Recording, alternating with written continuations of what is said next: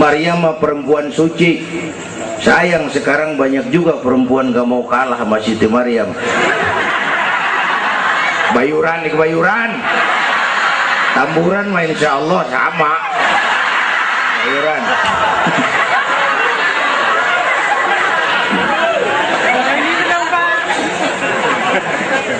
Makanya tahun 80-an saya punya ungkapan. Alhamdulillah malam ini kita sudah banyak mendapat ilmu nasihat yang sangat berharga yang baru saja disampaikan oleh guru kita. Saya yakin besar manfaatnya buat kita semua. Kita doakan beliau panjang umur, diberikan kekuatan zahir dan batin untuk dapat membawa umat menuju jalan yang diridhoi Allah. Saya makmuman saja sama beliau soal iman sama akal. Ini Isra Mi'raj memang peristiwa yang hanya bisa diterima dengan iman. Otak kekecilan untuk memahami peristiwa sebesar Isra dan Mi'raj.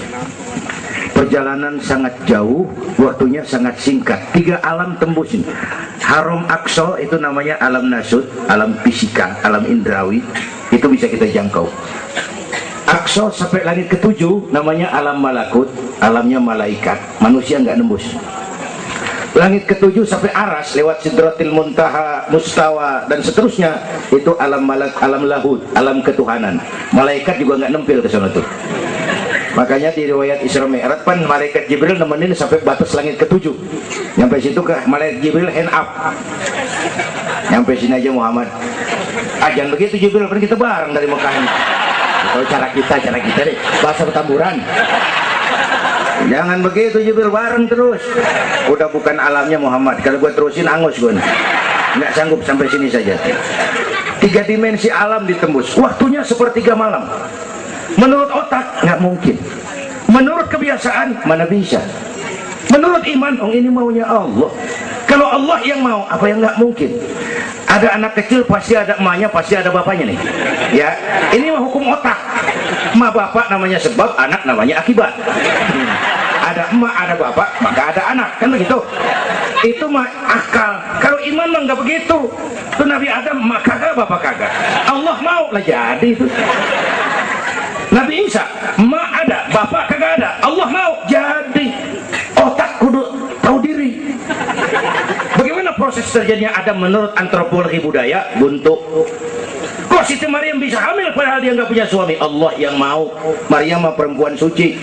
Sayang sekarang banyak juga perempuan gak mau kalah sama Siti Maryam. Bayuran nih bayuran, tamburan mah insya Allah sama. Bayuran.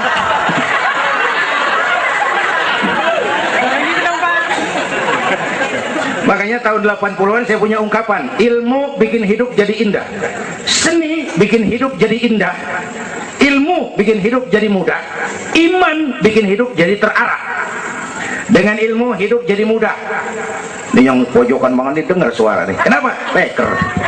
Kan ilmu ini yang hari ini terjadi di Amerika, hari ini kita tahu dari kamar kita. Televisi, ilmu. Ibadahnya berasa tuh.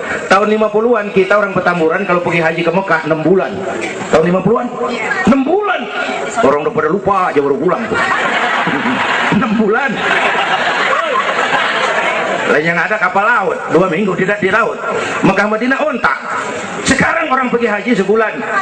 Ilmu bikin hidup jadi mudah, seni bikin hidup jadi indah. Baca Quran ibadah, dengan seni tilawah terasa keindahannya. Iman bikin hidup jadi terarah. Benar kata Habib tadi, tanpa dorongan iman ilmu ngawur. Saya kasih gambaran. Ada namanya Dr. Arthur Clarke. Itu orang Palmerah sono lagi tuh. Udah dengerin aja lo ah. Dia bilang begini, nanti tahun 2010 manusia udah nggak tapi perlu sama guru, sebab tahun itu sudah ditemukan mechanical educator, mesin yang bisa ngajar. Pada tahun itu ustadz bakal pada bangkrut. Tahun 2020 manusia mendekati kecepatan cahaya 18 juta kilometer per menit. Tahun 2030 manusia melakukan antar penerbangan antar planet, interstellar flight. Tahun 2040 manusia bisa terbang dari Mars ke Jupiter dan seterusnya. Puncak kemajuan ilmu tahun 2100 manusia nggak perlu mati. Ditemukan human immortality, kekekalan manusia. Para dokter sudah sedemikian jeniusnya sehingga ditemukan sejenis pil anti malaikal maut. Kira-kira sampai sini kelihatan, kalla innal insana la yatgha ar-ra'ahus. Manusia sering lupa diri kalau merasa mapan, lupa akan keterbatasan dan kemampuannya. Karena itu sangat penting apa yang disampaikan Habib tadi. Iman dulu, akal baru mikirin. Kalau kita jalan malam lampu mati, bawa baterai kan, baterai dulu nyorot apa kaki dulu ngangkat? Baterai dulu nyorot baru kaki ngelangkah. Jangan udah ngelangkah baru nyorot, begitu terang udah meledak. Bapak Ibu hadirin yang saya hormati, karena itu peristiwa Isra Mi'raj harus meningkatkan keimanan. Apa yang disampaikan Habib tadi itu betul buat kita sekarang ini. Ini kan zaman entertain nih, orang pada pinter bikin bungkusan. Ini sekarang nih kiai sama dukun tipis bedanya. Bener-bener nih, bener. Saruh, kadang-kadang kita bingung nih yang ngomong kiai sama dukun. Pemburu hantu pada pakai sorban. Ntar kiai gue suruh pakai helm, biar atribut aja kacau sekarang ini. Malah ini zaman pencitraan, orang pada pinter bikin bungkusan. 3 bulan lalu penyanyi pencipta lagu mati, namanya Aribo. Masih ingat lagunya? Madu di tangan kananmu, racun di tangan kirimu. Kalau itu soalnya milih nggak susah, rakyat kagak bingung, alamat jelas. Madu di kanan, racun di kiri. Masa ngambil yang di kiri, goblok amat. Si amat aja nggak goblok. Ini zaman sekarang alamat dibikin remeng, madu di mana, racun di mana nggak jelas. Malah lebih celaka, banyak racun bermerek madu. Ibu kalau ada racun ada madu, ibu pilih di racun apa di madu?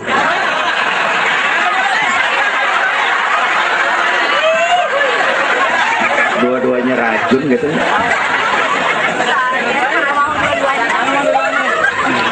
Jadi kita umat ini kudu cerdas, jangan jauh dari ulama, dari habaib, dari taklim. Sekarang ini banyak minyak babi, cap onta. Ya Allah, kita terpesona lantaran mereknya cap onta, gambarnya onta, isinya minyak babi. Rakyat harus cerdas. Emas pasti kuning, benar itu? Apa semua yang kuning pasti emas? Belum tentu, dikali banyak banget.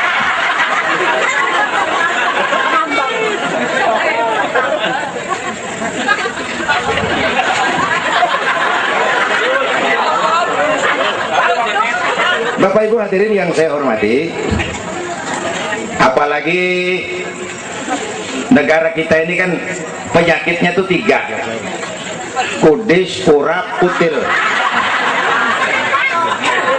Sumber penyakitnya 1, kuman.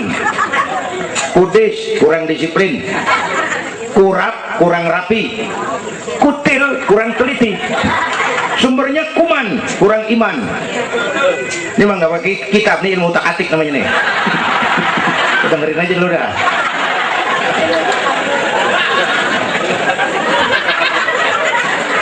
Yang pertama kudis, kurang disiplin. Ini bangsa disiplinnya rendah benar. Padahal Indonesia merdeka ini kan dengan keringat, air mata, darah dan nyawa. Per hari ini disiplin kita nih, korupsi susah diberantas. Kenapa? Petinggi kita disiplinnya takut atasan tapi nggak takut Tuhan. Persis kayak anak muda tengah malam ngebut naik motor, wah, lampu merah jadok terus, dicegat sama polisi. Prit, iya pak. Minggir, siapa? SIM ada pak. SNK punya pak. Tahu lampu merah? Tahu pak. Kenapa jalan terus? Saya nggak tahu ada bapak.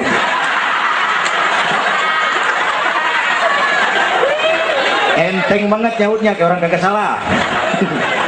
Tuh disiplin kalau ditongkrongin doang. Semua syariat yang disampaikan Habib tadi muaranya disiplin kok. Syahadat apa? Disiplin akidah. Kalau kita punya disiplin akidah, bodoh ada apa kek? Yang penting disiplin. Saya bersaksi tidak Tuhan selain Allah. Saya bersaksi Nabi Muhammad utusan Allah, Nabi terakhir. Tidak ada Nabi sesudah Nabi Muhammad. Harga mati, titik. Ada yang ngaku jadi Nabi, wajib tidak percaya. Disiplin. Jenggotnya panjang Pak, masa bodoh? Sorbannya kayak Batman, kagak ada urusan. Disiplin. Sholat, disiplin waktu. Prajurit kalau sehari malam 5 kali wajib lapor komandan, masa mau lapor yang nggak bener? Ramadan sebentar lagi, disiplin makan minum biar halal. Kalau belum waktunya jangan. Masya Allah, disiplin. Itu Ramadan. Tempe halal habis maghrib, tahu halal habis maghrib, bini sendiri halal habis raweh, habis maghrib nafsu amat gue. Habis raweh bu, legaan dikit.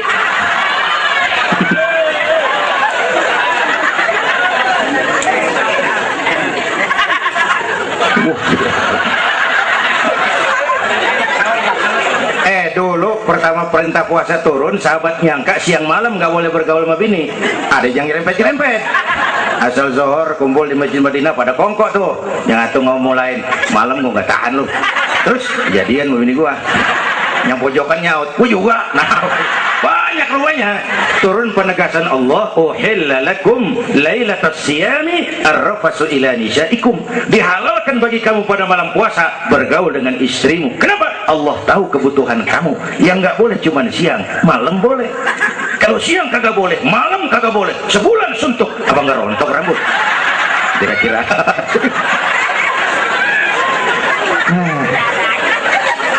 Udah ya, pulang ya. Ini udah jam 00:10. Bentar dulu, menurut tradisi kita, ini jam udah ganti hari nih. Ini ceramah terpanjang nih. Bayangin gue ceramah dari hari Sabtu sampai hari Minggu. Yang bener ini.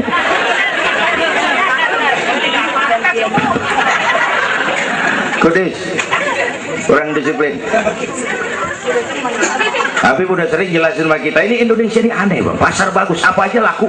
Coba lihat Indonesia, asal ada nabi baru tuh, ada aja yang ikut, saya heran banget. Bener, pasar bagus, ada aliran aneh, ada aja yang masuk. Segitunya FPI udah begitu rupa, masih ada aja tuh. Ya, berapa kali kita udah dikibuli, mulai dari Ahmad Musodik, pelatih buat minton jadi nabi. Dapat wahyu di Bogor. Kan biasanya orang mau di Bogor dapat tales, dapat wahyu, gila bener. Habis gitu Bandung Rancaikek, namanya Sayuti, Kang Cukur, ngaku dapat wahyu jadi nabi lagi, ditangkap 2 polisi 2 tahun dihukum. Habis itu Jakarta tuh Lia Edan dihukum 2 tahun sama polisi, dia tangkap, udah bebas 3 bulan lalu. Ngaku Jibril ditangkap sama polisi. Polisi kita jangan teroris, Jibril ditangkap.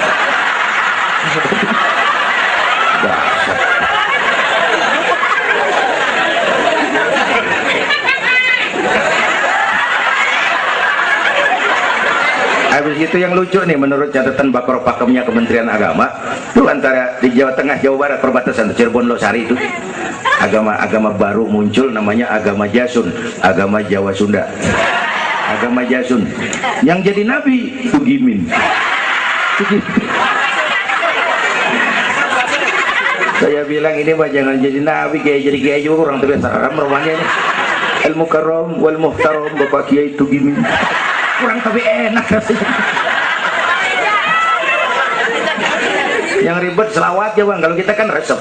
Ya Habibi ya Muhammad, asyik kita resep. Coba ganti yang tadi, kagak enak banget udah. Ya Habibi ya Tugimin, kagak resep.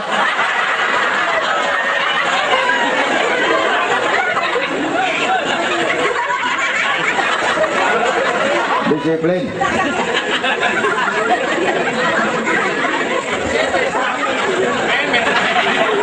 Makanya tempo hari itu di TV One dia bilang gini, hidup mah sebenarnya yang paling tenang tuh hidup model tukang parkir. Coba lihat tukang parkir di pasar, dia mah tuh biar mobil banyak, mereknya bagus-bagus, nggak pernah sombong. Ntar dulu, gua belum rapi ngomong. Dengerin dulu. Gua juga tahu mobil orang. Nyampur aja gua heran. Tukang parkir, biar mobil banyak, mereknya bagus-bagus, nggak pernah sombong. Ntar mobil pergi satu demi satu, habis sama sekali, dia nggak sedih. Anteng aja. Bu, nyengir tapi mikir. Saya bukan lagi ngebadut. Ini ada muatannya nih ceritanya. Tasawuf. Tukang parkir itu tidak merasa memiliki, tapi merasa dititipi. Nah ini muatannya. Siapa saja yang merasa memiliki pasti takut kehilangan. Tapi kalau merasa dititipin, jabatan, harta, anak, istri, ini sekadar titipan, hidup dong kayak tukang parkir. Pertama, titipan nggak boleh bikin kita jadi sombong. Tibang dititipin, sombong, nggak pantas dong. Tibang dititipin, sombong, nggak pantas. Pak Zainuddin nitip mobil ya, boleh. Yang punya mobil begitu saya petatang peteteng. Emang mobil lo dititipin doang sombong. Ada orang dititipin jabatan oleh Allah sombong. Ada nggak pejabat sombong? Ada. Namanya Fir'aun. Tuh pejabat-pejabat sombong tuh anak buah Fir'aun semua. Dititipin sombong. Ini saya lagi sesek minggu-minggu ini nih. Yang pakai nama Dindin lagi nggak tapi bagus. Nazarudin, Saifuddin, saya Zainuddin lagi.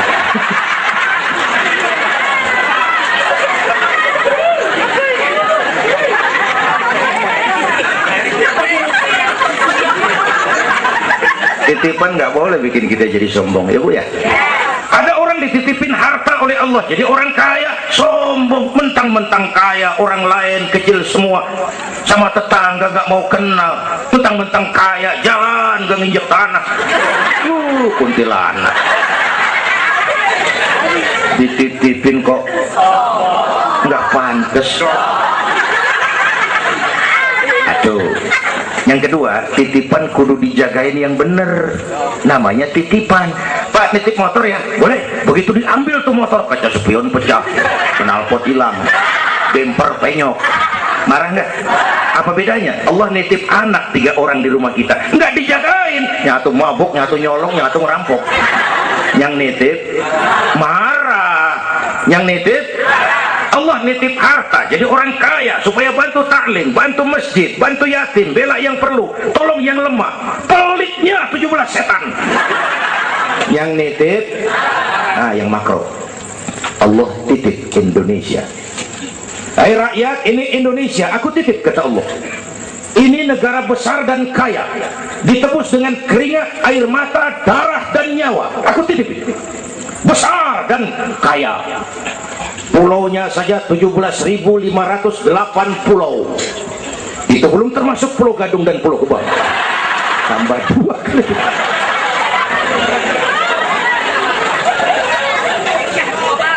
Ini negara besar dan kaya.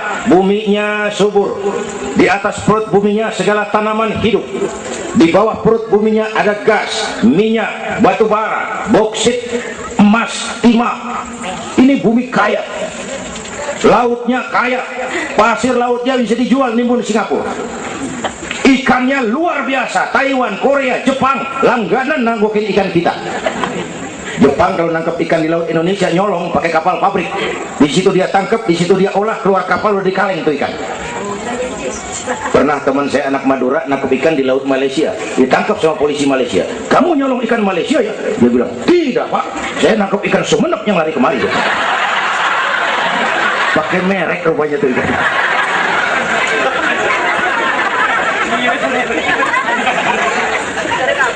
Belum minyak lepas pantai. Itu tetangga kita Malaysia kepengen bener menguasai Ambalat. Di bawah laut Ambalat ada cadangan minyak sebaris sama dengan minyak yang dimiliki Brunei. Terakhir saya ke Pulau Sebatik, batas persis kita dengan Malaysia. Saya punya teman di Sebatik tuh aneh, rumahnya bagian tengah ke depan masuk wilayah Indonesia, dapur ke belakang Malaysia. Saya bilang, lu ngeributin orang lu, makan di Indonesia modal Malaysia lagi. Jauh banget jangkauan. Bumi kaya, laut kaya, hutan kaya. Kekayaan negeri ini dikuasai oleh negara. Itu oke lah, tapi harus digunakan bagi sebesar-besar kemakmuran rakyat. Ini amanat disalahgunakan, dikorupsi, dipakai buat kepentingan golongan. Yang nitip marah. Kalau yang nitip marah, dia bisa aja nyuruh makhluknya yang lain negor kita. Siapa? Merapi batuk, Bromo muntah, Semeru meriang, Anak Krakatau demam, angin puting beliung, banjir di mana-mana, tanah longsor, hujan es, kebayuran hujan es. Tetangga saya udah pada nyiapin sirup. Hujan es.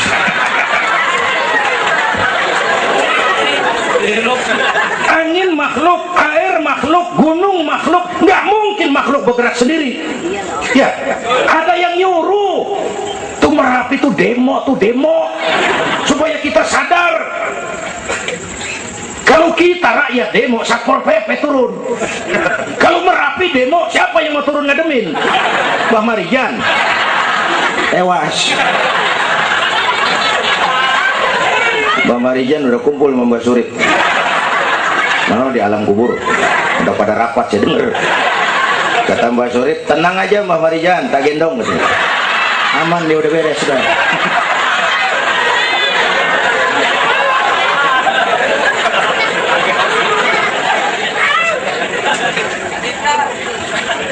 Tahun kita bangun, selesai oleh gempa 5 menit. Jepang, negara maju, dihantam gempa, jompo 9,2 Richter. Belum selesai tsunami, gelombang 10 meter naik ke darat. Belum selesai bocornya reaktor nuklir, terutama yang di Daiichi dan Fukushima. Fukushima tahu ibu? Palmerah ke kanan. Tahu sok tahu lu.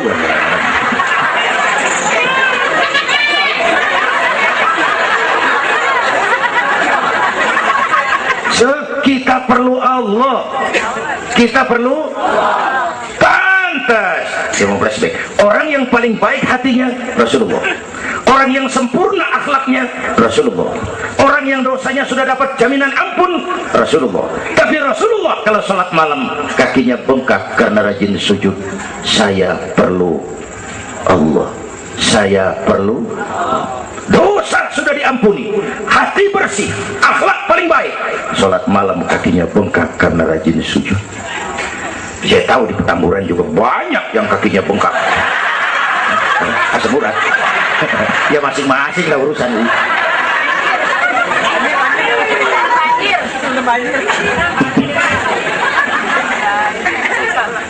Balik lagi soal kudus ya, kurang disiplin. Yang kedua kurang rapi. Ini negara kita boro-boro mau reformasi birokrasi, yang ada malah birokrasi makin gak karuan. Ini pemerintah sekarang hobinya kalau muncul masalah bukan diselesain, bikin tim. Muncul masalah, bikin tim. Muncul masalah, bikin tim. Masalah kagak rapi, tim makin banyak.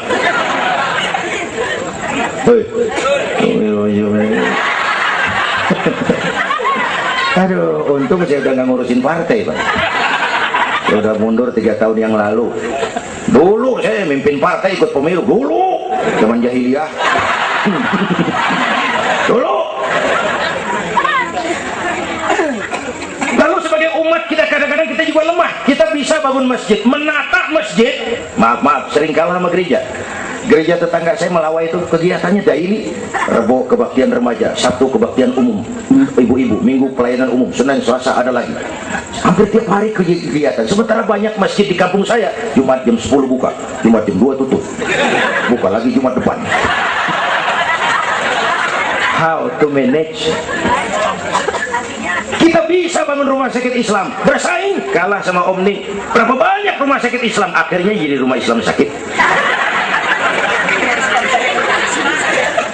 Berapa banyak madrasah kita nasibnya la yamutu wa la yahya, la yamutu wa la yahya, tidak bermutu karena kurang biaya. How to manage? Kurang rapi. Ya Allah, beberapa waktu lalu saya masuk Serpong, saya lihat Serpong sudah jadi kota satelit.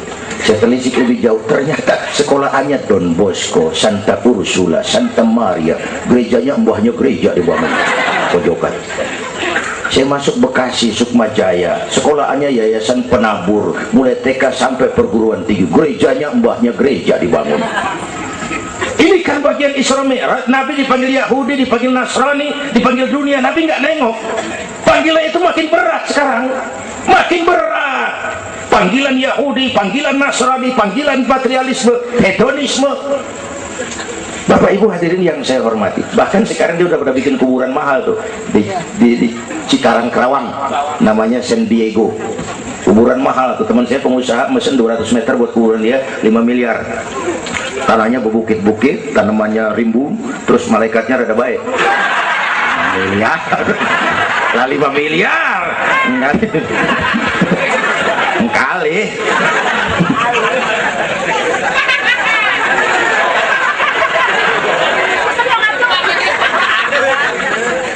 Oke, yang ketiga kutil, kurang teliti. Di masyarakat kita sekarang masyarakat mall, cepet heran, gampang kagum. Lihat tuh ibu-ibu, asal ada mall baru, rame-rame aja pergi. Belah sana buka, pindah ke sono, kagak belanja. Numpang heran doang. Ke sono heran, kemari kagum, ke sono wah, kemari wah. Belanja kagak. Lu ngaku lu. Ini masyarakat mall, cepet heran, gampang kagum. Nah, pakai cerita aja lah buat memudahkan nangkep secara utuhnya gini. Satu hari terjadi tabrakan di jalan, kenceng bener, wah, korban jatuh belepotan darah, dikerubungin orang banyak. Datang wartawan mengambil gambar dari dekat, susah, orang banyak banget pada merubung, nyari akal di wartawan. Tolong, saya dikasih jalan ke dekat korban. Orang nengok, saudara siapa? Saya bapaknya korban, katanya. Dia ngaku bapaknya korban, ya orang minggir kan. Ada bapaknya korban ini. Orang pada minggir semua, dia maju ke depan. Nyampe di depan korban, pucat maka mukanya tuh wartawan, pucat. Kenapa? Yang ketabrak anak monyet. Dia udah kedongan ngaku bapaknya korban. Ini cerita pendek tapi muatannya lumayan. Ya. Kalau belum kenal bener mah jangan buru-buru ngakuin. Ya. Kalau belum kenal bener jangan buru-buru ngakuin. Ya. Gak tahu yang ketabrak siapa, ngaku aja saya bapaknya korban. Makan lo jadi bapak monyet.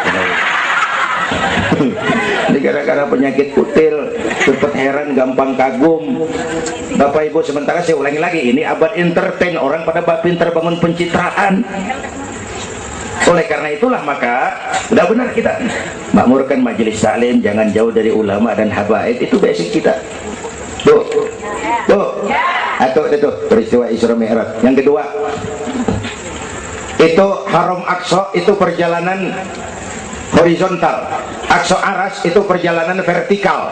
Ini Isra Mi'raj mau pesan, Bung, ada hidup sesudah mati, ada akhirat sesudah dunia. Semua kita perantau di Petamburan ini. Perantau kudu pulang. Orang yang selesai merantau di dunia disebut telah pulang ke rahmatullah. Kenapa pulang? Perantau, nggak boleh netek. Bodoh tahu bodoh. Goblok. Bahlul lah mati itu. Bahlul tahu Bahlul. Bego ngerti bego? Minum es di tiup, bego banget tuh. Dikira ngebul panas kali. Bodoh kalau ada perantau, tahu perantau, tapi nggak pernah mikirin pulang.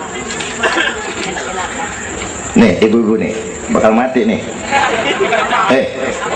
Mati. Bapak-bapak nih, mati. Saya mati belakangan. Enak aja loh. Kalau saya mah terserah, saya mah ikhlas, Bu. Kapan aja, mau ibu-ibu duluan, saya belakangan. Atau sebaliknya, saya belakangan. Terserah, saya mah ikhlas aja.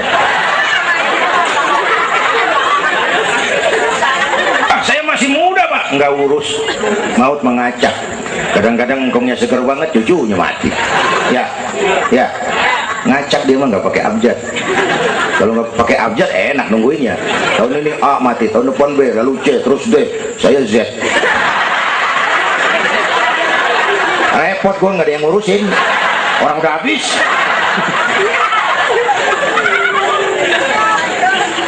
Perantau perantau mah kudu pulang. Perantau harus pulang. Dan orang pulang sebenarnya enak. Orang pulang mestinya senang. Ayo bermain bahasa. Dulu zaman SD ada pelajaran yang kita kagak demen, gurunya galak. Pas pelajaran dia pengumuman, bapak guru tidak masuk sekolah, anak-anak boleh pulang. Ore, girang nggak? Kenapa girang? Boleh pulang. Orang pulang girang. Lebaran, masyarakat pulang kampung, girang nggak? Kenapa girang? Pulang. Orang pulang girang. Sekarang selesai hidup di dunia, kita pulang kepada Allah, girang nggak? Ragu-ragu mau bilang girang, takut besok gitu loh. Mestinya orang pulang girang tuh. Apa yang bikin nggak girang? Dua. Pertama, kita ini sering mencintai sesuatu berlebihan, berakar di hati. Datang saat pulang nggak siap ngadepin pisah, ada yang gelantungan di sini, pulang jadi berat. Kalau cinta Allah sepenuhnya, cinta alam seperlunya, pulang mah enak. Tuh. Yang kedua, bekal kagak cukup. Ini cilaka lagi nih. Kagak punya bekal, pulang ke belangsak di jalanan. Belum sempat sembahyang mati. Berani amat. Si amat aja kagak berani. Tapi kalau bekal cukup, percayalah pulang mah enak. Ya Bu? Ya Bu? Apalagi kalau nyontoh baginda Rasul, beliau kan wafat umur 63. Itu standar. Kalau nyontoh Nabi, jatah kita 63. Kalau malam ini kita sudah 50 tahun, tinggal 13. Waspada. Kalau malam ini kita sudah 62 tahun 11 bulan, udah dah, jangan pakai pantangan, apa aja makan dah. Sebulan lagi.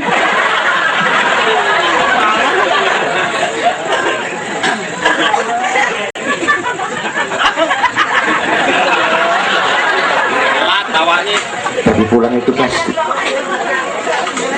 Tuh. Yang kedua, yang terakhir, sebagaimana disampaikan Habib tadi, kristalisasi. Dengan Isra Mi'raj kelihatan mana loyang mana emas.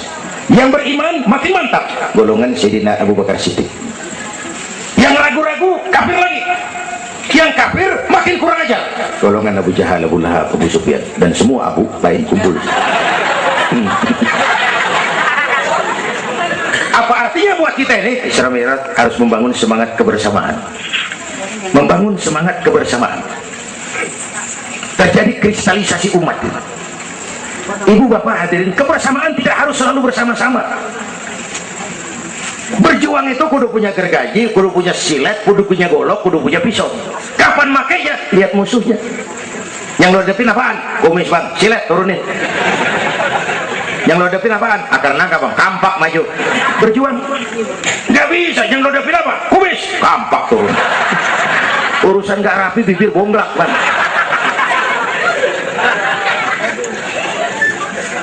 Membangun semangat kebersamaan walaupun tidak harus selalu bersama-sama. Walaupun tidak harus selalu bersama-sama. Bapak ibu hadirin yang saya hormati, inilah Isra Mi'raj, membangun semangat kebersamaan. Betapa dan siapapun kita perlu yang lain. Songong orang kalau berasa hebat sendirian. Saya bisa ceramah begini kan gara-gara ada yang dengerin ini. Ibu bapak tenang, ada kemarin ada yang didengerin. Kita saling perlu nih. Biar hebat saya pidato di sini 2 jam menggelegar, berkobar. Yang dengerin kagak ada. Paling kata Hansip dari Jawa terus udah lama begitu ya.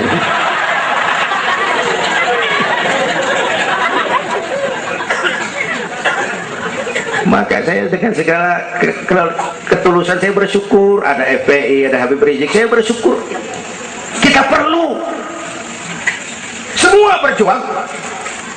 Nabi aja punya macam-macam kok. Nabi punya Abu Bakar Siddiq, sahabat merangkap mertua, orang tua bijaksana, tepat tapi tukar pikiran. Kampung tuh anget kalau ada yang dituain, ada Abu Bakarnya tuh kampung.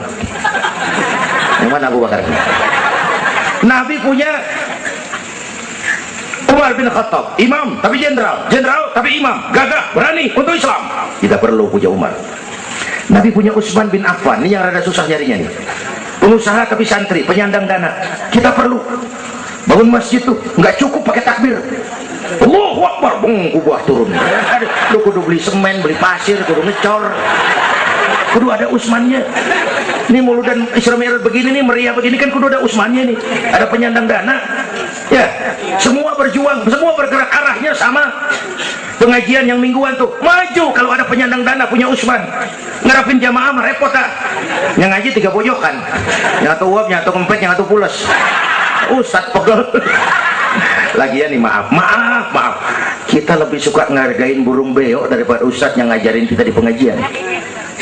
Burung beo mah bisa ngomong dikit banget. Assalamualaikum, assalamualaikum. Beo ngerti kagak, paseng kagak. Assalamualaikum, assalamualaikum. Beo tuh, assalamualaikum, assalamualaikum. 1 juta. Beo, assalamualaikum, assalamualaikum. 1 juta beo. Beo, juta. Ustadz yang ngajar kita di pengajian, assalamualaikumnya cakep banget. Nerangin kitab selembar, beniran mulut. Pulang 16.000. Lah, udah gitu sendalnya hilang lagi. Bangpak bener.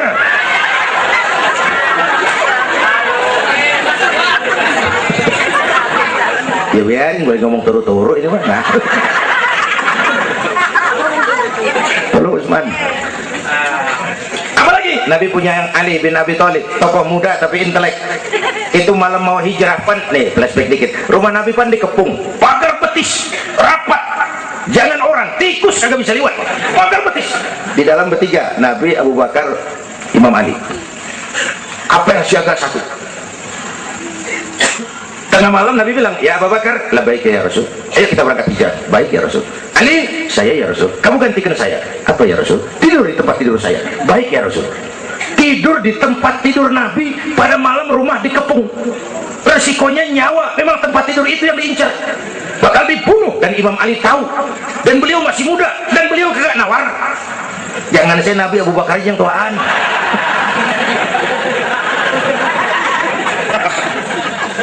Baik ya Rasul, saya akan gantikan Tuhan. Nyawa taruhannya. Ya perwin. Yang kelima, Nabi punya Khadijah binti Khuwailid, perempuan pertama yang beriman. Orang lain belum iman, beliau iman. Orang lain musuh Nabi, beliau korbankan hartanya bantu Nabi.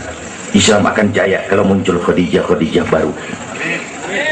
Bapak-bapak nih terpulang dari sini, boleh udah musyawarah sama bininya. Malu, awang, tadi lu dengar kayak ngomong apa? Apa? Ya gue nyari Khadijah ini bagaimana? Umpamanya ini umpamanya. Ini bukan ngasih tahu bang, ngajarin ini mah.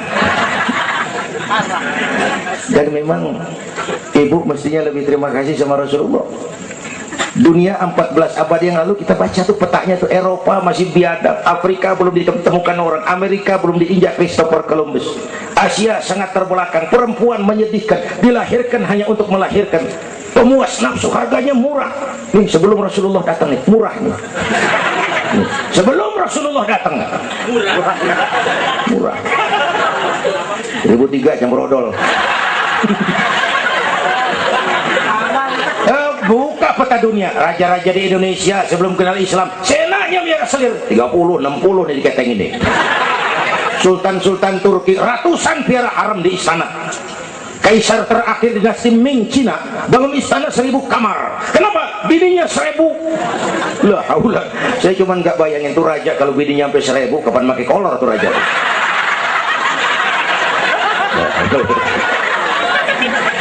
Pikirin, jangan dibayangin.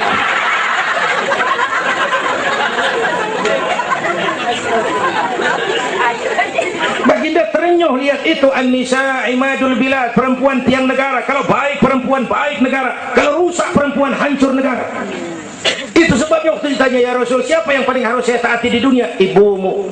Bapak Ibu hadirin yang saya hormati, inilah event Isra Mi'raj untuk membangun semangat kebersamaan, walaupun tidak harus selalu bersama-sama. Saya ingat almarhum Panglima Besar Sudirman pernah mesen tentara begini dulu, kamu hanya menang kalau kamu kuat, kamu hanya kuat kalau kamu bersatu, kamu hanya bisa bersatu kalau kamu hidupkan silaturahmi. Tidak ada kemenangan tanpa kekuatan, tidak mungkin terbangun kekuatan tanpa kesatuan dan persatuan, tidak mungkin terbangun kesatuan dan persatuan tanpa semangat silaturahmi. Inilah sebabnya kita memerlukan semangat kebersamaan. Ringan sama dijinjing, berat sama dipikul, duduk kita sama rendah, berdiri pun kita sama tegak. Bapak Ibu hadirin yang saya hormati, inilah sekelumit, nggak sekelumit sih, sejam juga ini. Saya sebenarnya juga sama dengan guru kita, saya agak kurang sehat tuan, pulang dari apa itu Tanjung Pinang, mabok laut, yang Betawi kenyik. laut dikit. Kata saya berusaha hadir, mudah-mudahan jadi obat. Saudara-saudara, saya sampai kepada rangkuman. Pertama, intan paling mahal, mutiara paling berharga, iman. Jaga baik-baik, wariskan kepada anak-anak kita. Biarin zaman berubah, akidah jangan goyah. Boleh masa berganti, keyakinan jangan mati. Karena iman kita hidup, untuk iman kita berjuang, dalam iman kita ingin kembali menghadap Allah Subhanahu. Yang kedua, karena iman kita perlu Allah. Ibadah yang kita kerjain bukan buat nyenangin Allah kok. Se-Asia nggak ada yang sembahyang, Allah nggak berhenti jadi Tuhan. Bener ini. Ibadah kita manfaatnya buat kita juga. Kita yang perlu Allah. Karena itu Fatihah ngajarin iyyaka na'budu wa iyyaka nasta'in. Wawunya ma'iyah tuh, paket, nggak boleh pisah. Hanya kepadamu kami menyembah, hanya kepadamu kami mohon pertolongan. Kalau nyembahnya beres, pertolongan pasti datang. Yuk beresin na'budunya supaya nasta'innya enak. Na'budu yang bener, baru nasta'in. Ya Bu ya, kerja dulu, habis bulan baru minta gaji. Kalau na'budu beres, nasta'innya lancar. Kita perlu Allah. Kita perlu. Bentar lagi, sebulan lagi mau Ramadan.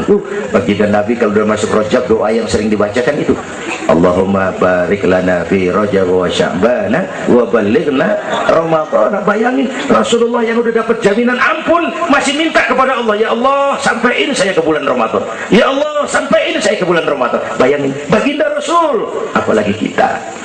Karena itu kita mohon kepada Allah agar disampaikan ke Ramadan. Bapak Ibu hadirin yang saya hormati, ini saya kira sekelumit yang dapat Al-Fakir sampaikan. Mudah-mudahan ada manfaatnya dan kita nanti akan ikuti pembacaan doa. Sebelumnya undangan yang sampaikan dulu kita Habib Rizik Syihab tadi kita ingat-ingat, kita hadir sama-sama. Man a'ana mujahidan faqad jahada. Siapa orang yang membantu orang yang berjuang, pada hakikatnya juga dia sudah ikut berjuang. Lebih kurang mohon maaf. Usikum wa nafsi bitaqwallah. Aqulu qawli hadza wa astaghfirullahal azim li wa lakum. Wassalamualaikum warahmatullahi wabarakatuh.